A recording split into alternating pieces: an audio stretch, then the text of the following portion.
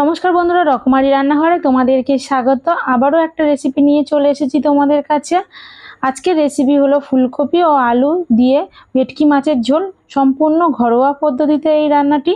চলুন বন্ধুরা দেখা যাক। আর মাছগুলি কেটে ভালোভাবে ধুয়ে নিয়েছি। এবার দিয়ে দেব হলুদ গুঁড়ো আর দিয়ে দেব লবণ, দিয়ে ভালোভাবে মাখিয়ে নিব।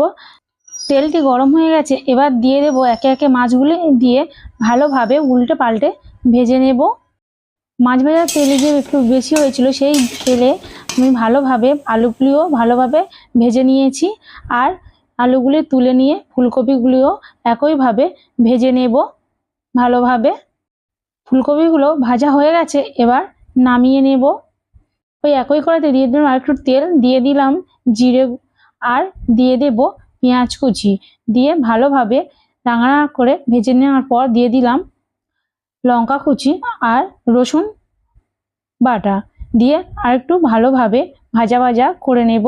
করে নেওয়ার পর এবার দিয়ে দেব টমেটো কুচিগুলি, দিয়ে আরও একটু ভালোভাবে একটু ভাজা ভাজা করে নেব, টমেটোগুলি যাতে সিদ্ধ হয়ে যায়।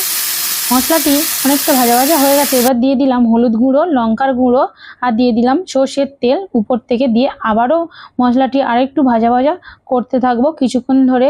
দেখতে মশলা থেকে তেল ছাড়তে শুরু করে দিয়েছে। দিয়ে দিলাম আলু ও ফুলকপিগুলি, দিয়ে আবারও ভালোভাবে কষাতে থাকবো সবজিগুলি ভালোভাবে মশলার সাথে মেশানো হয়ে গেছে। একটু কষানোর পর এবার দিয়ে দেব লবণ।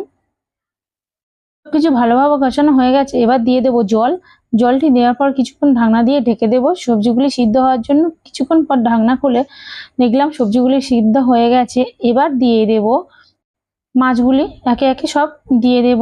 দিয়ে দেওয়ার পর আরও কিছু 5 মিনিট ফুটিয়ে নেওয়ার পর দিয়ে দিলাম গরম মশলা উপর থেকে, আর দিয়ে দিলাম জিরে ও ধনে গুঁড়ো, দিয়ে আর দিয়ে দেব ধনে পাতা কুচি সব শেষে, দিয়ে নামিয়ে নেব। দেখতেই পাচ্ছ বন্ধুরা, ভেটকি মাছ দিয়ে ফুলকপির এই রেসিপিটি কত সুন্দর হয়েছে। আর খুব নর্মাল রেসিপি, বাড়িতে করো, অবশ্যই ট্রাই করো, দেখবে খেতে খুব সুন্দর লাগবে। আর আশা করি ভিডিওটি ভালো লেগেছে বন্ধুরা তোমাদেরকে।